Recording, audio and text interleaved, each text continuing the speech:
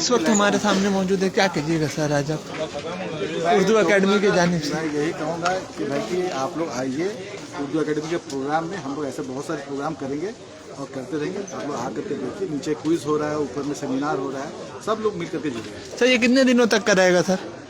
Madam है वहाँ पर बता देंगे सर। तो आइए अब हम यहाँ पे, और इस वक्त हमारे सामने मौजूद थे एमपी नदीमुल हक साहब। तो आइए अब हम उनसे भी और भी कुछ हम बातें करेंगे, उनसे भी कुछ हम जानने की कोशिश करेंगे।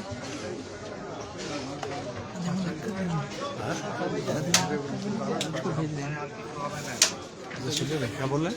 नदीमुल हक साहब इसी से भी। तो आइए अब हम यहाँ पे और भी कुछ लोग हैं, उनसे भी कुछ बातें करते हैं, उनसे भी कुछ जानने की कोशिश करते हैं। तो मैम क्या कहिएगा मैम, जिस तरह आज यहाँ पर एक प्रोग्राम का आगाज कराया गया मैम? इस तरह से यदि हम समझे ना तो इस दिन किसी ने कहा कि ये शब्द हमारा उर्दू का ये हमने कहा भाई ये जो खड़ी हिंदी हम बोलते हैं ना, वो हमने सब भाषाओं के शब्दों को लेकर के खड़ी हिंदी चलाई। पहले ब्रज भाषा थी और भाषा थी, लेकिन अब वो बोलियां हो गई, तो भाषा में परिवर्तन तो होता है। Okay ma'am, thank you for your complain. तो अब आप देख सकते हैं कि यहाँ पे और भी कुछ। तो मैम क्या कहिएगा मैम, आज आप जिस तरह यहाँ पे एक कंप्लीट प्रोग्राम ऑर्गेनाइज कराया गया मैम, यादों की बारात।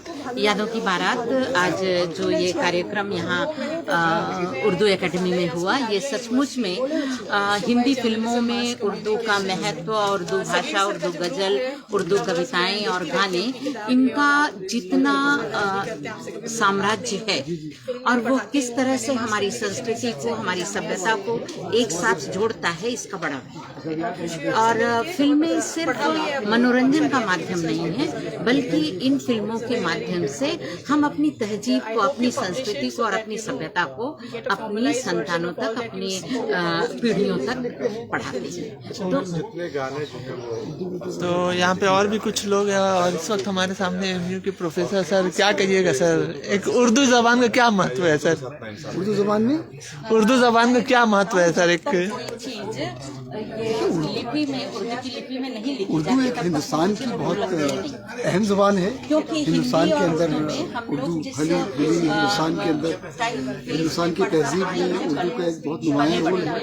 और खासतौर से यहाँ की जो फिल्में हैं, यहाँ का जो कल्चर है, यहाँ की जो आम जिंदगी है, सब में उर्दू का बहुत ज़्यादा रोल है। उर्दू ज़बान गालिब सर, इसके ऊपर क्या कहते हैं? उर्दू ज़बान गालिब भी कहा जाता है सर। गालिब ज़ाहिर उर्दू के बहुत बड़े शायर थे, लेकिन जो गालिब की ज़बान है वो रोज़मर्रा की ज़बान तो नहीं है। उर्दू ज़बान तो ज़ाहिर गालिब से बड़ी है।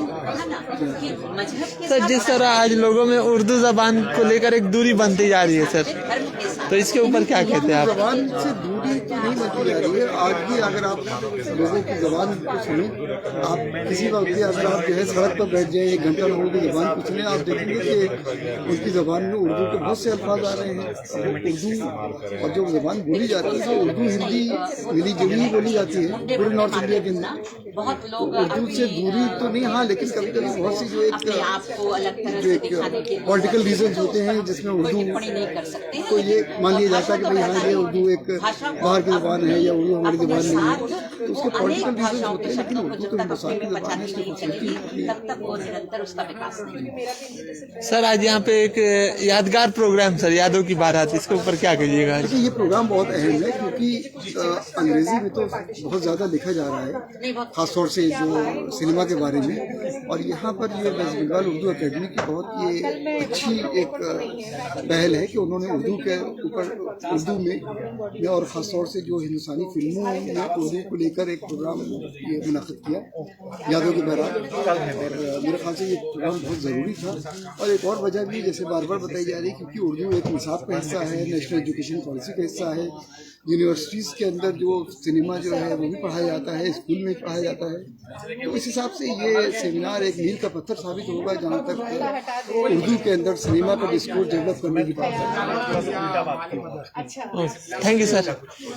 तो आइए अब हम यहाँ पे और कुछ टीचर्स हैं, उनसे भी कुछ बात करेंगे। क्या कहिएगा मैम, आज आपका खैर मकदम है हमारे चैनल पर।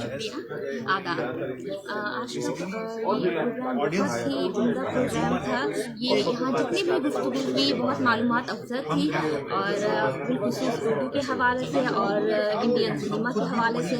और यहाँ ये आके जो ना भी जानते हैं वो यहाँ आके ये ज़रूर इस प्रोग्राम में आके उन्हें ये ज़रूर मालूम होगा कि ये सिर्फ सिनेमा सिर्फ एंटरटेनमेंट का ही ज़रिया नहीं है, बल्कि ये उर्दू ज़ुबान सिनेमा ने किस कदर अपनाया है और ये हमारे तहजीबी विरसे को किस कदर महफूज रखने का एक जरिया है। ये हमारी तहजीब सकाफत सबको नुमाया करता है जी इस ज़बान के वसीले से।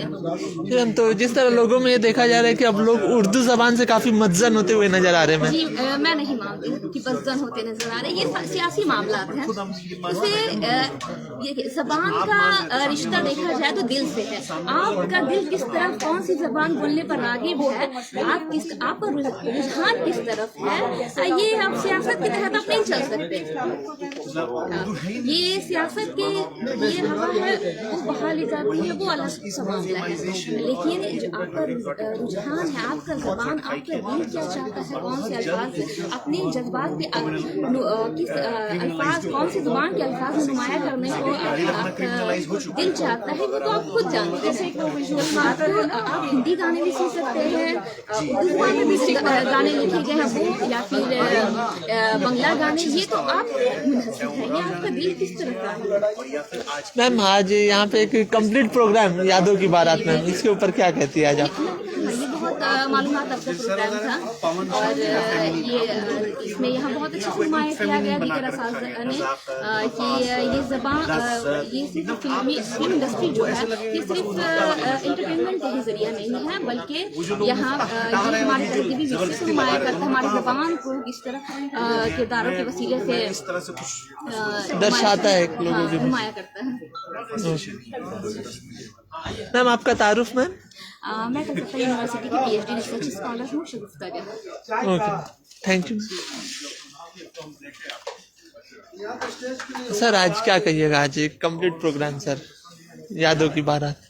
मैं एक ही बात कहूँगा कि एकेडमी सिर्फ पब्लिकेशन कर सकती है, किताबें निकाल सकती है, रिसाले निकाल सकती है।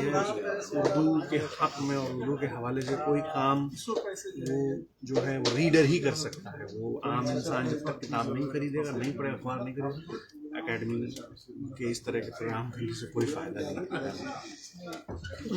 थैंक्स। तो अब आप ऐसे ही ताज़ा तरीन खबरों को देखने के लिए बने रहे खबरनामा के साथ। मैं मोहम्मद आतिफ खान, खबरनामा से